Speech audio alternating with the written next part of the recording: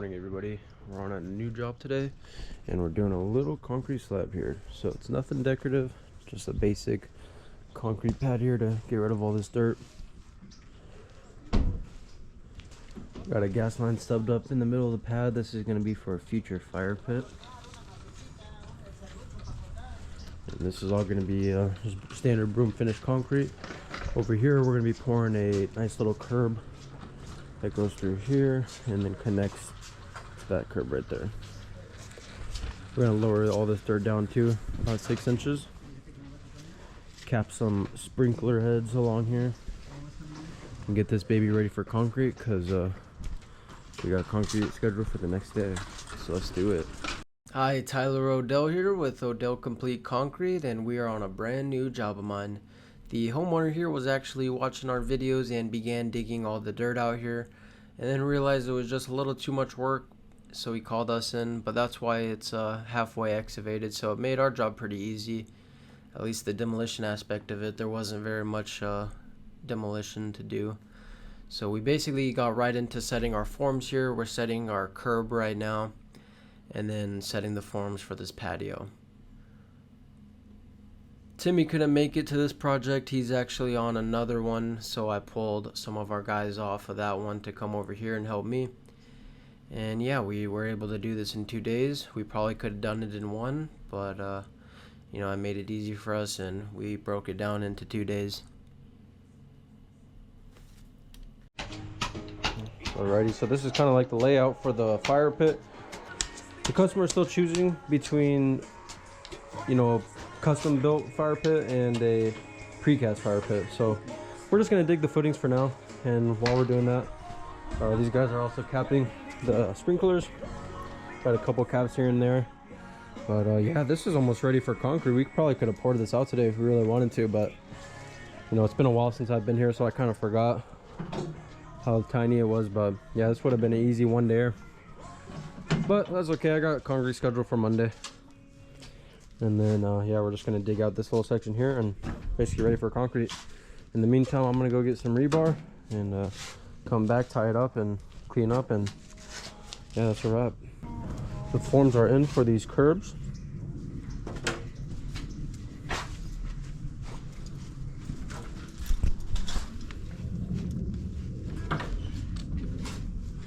And it's just gonna be 3.5 inches above our concrete slab down here.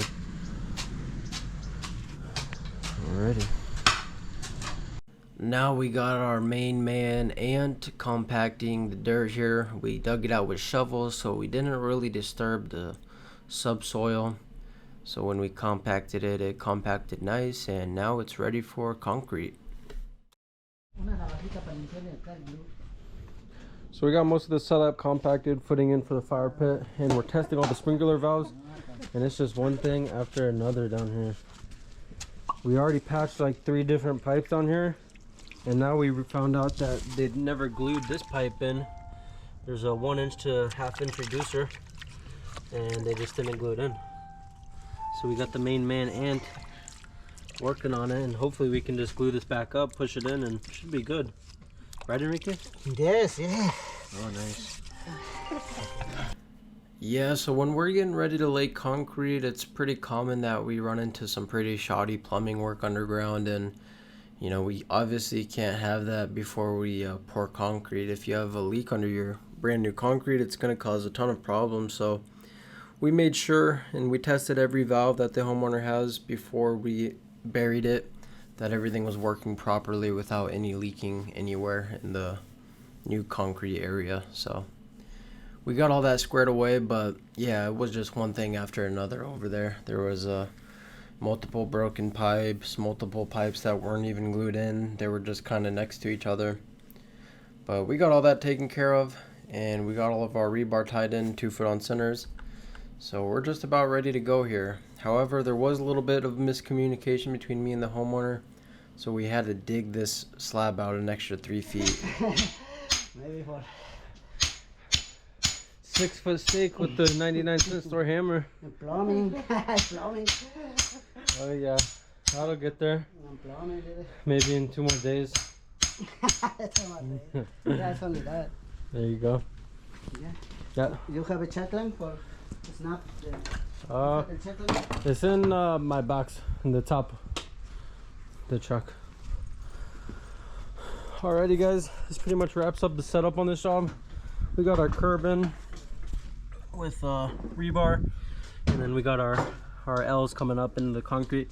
So we tied all of the rebar and steel into the pad, and we messed up a little bit today. Originally I thought we were just following this line, but he wanted to extend it a little bit, so we dug this out, and now it's all ready for concrete as well. Now we're just gonna snap this. Let's do it. This is for the screed pin. Okay.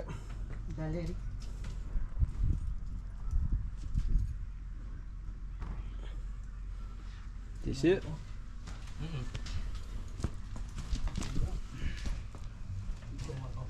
So we got the curb in place. We put form oil, and this is just some oil I took out of my car during the weekend. So I'm reusing my old car oil for these forms. The perfect use for it. No waste here. We got rebar, 2 foot on centers, plastic wrap the columns, little footing for the fire pit here in the middle, and this is our screed pins. We just got one going right down the middle, so we're gonna rod it this way and this way. We got a little drain pop up. Rebar dowels into the existing. And another little drain right here.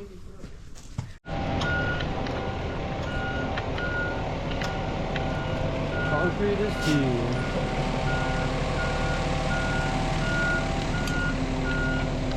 We got low on the pump. Associated ready mix. Let's do a 4.5. 4.5. Yeah. It'll be really dry. All right, let's do a 5. We got 1% in there anyways, so shouldn't be too bad. Hey, maybe un cartilla. There's one up front. Por de agua. Sí. Oh, okay. Order this one. Let's empty. Put all the stuff on the grass and let's bring it over next to the hose, so we don't put all the water in here. Careful the window. It might splatter on the house. I would put it over here.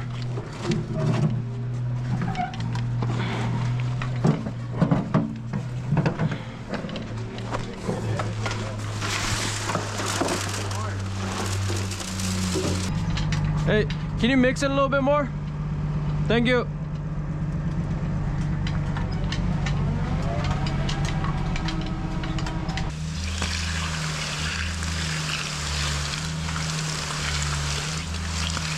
So yeah, we're just gonna follow the level of that back form. Okay.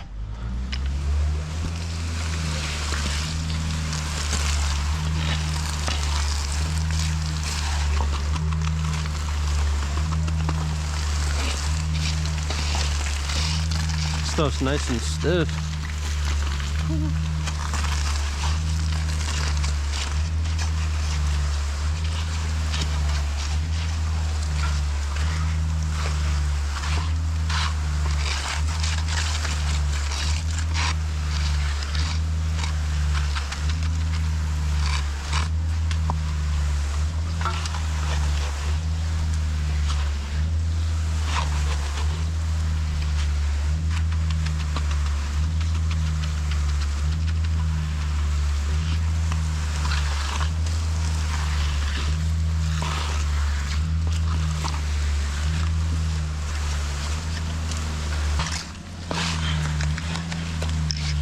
Okay.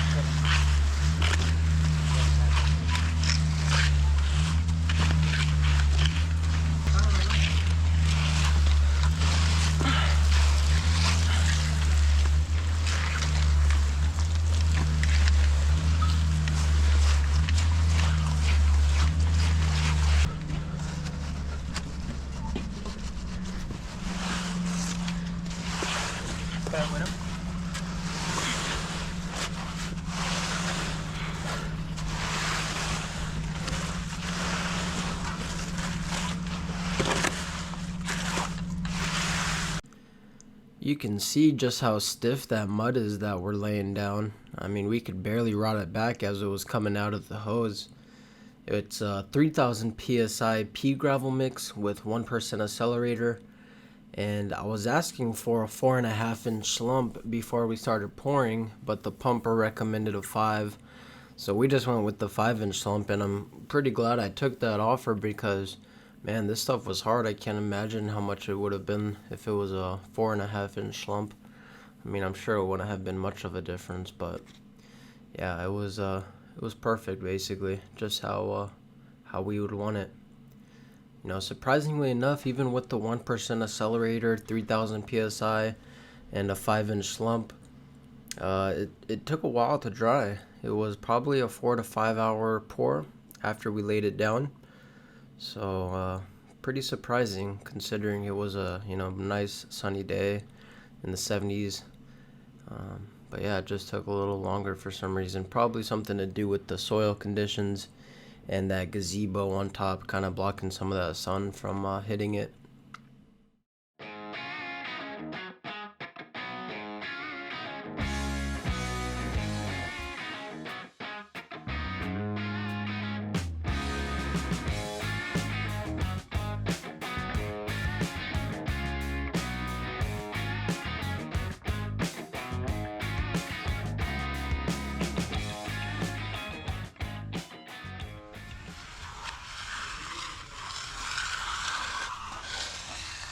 I think I groomed everything from here. I'll just right now, like to the edges. Should I just clean them? Yeah, that'll work. Cool. Thank you.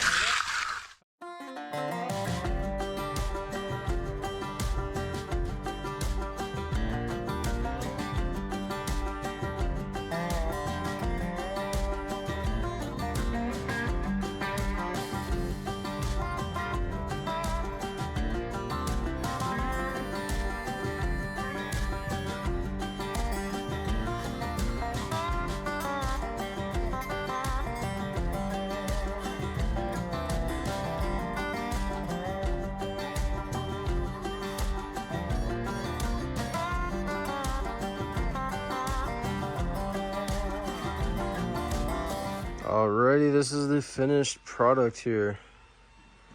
Got a nice broom finish. We used the green nylon brush today, as you guys probably saw. But it came out really nice, and we got this curb here. The joints came out super clean. Everything came out good here. So yeah, we stripped all the forms, and we're ready to move on to the next job. We got a couple big ones we're getting ready for, so let's keep it pushing to the next one now, man. And then we got these little side pieces we also did over here. It just had like a old garden in there, so we just filled that up with concrete as well. Gave them a lot more space to work with here. But yeah, everything looks real good. Came out really clean.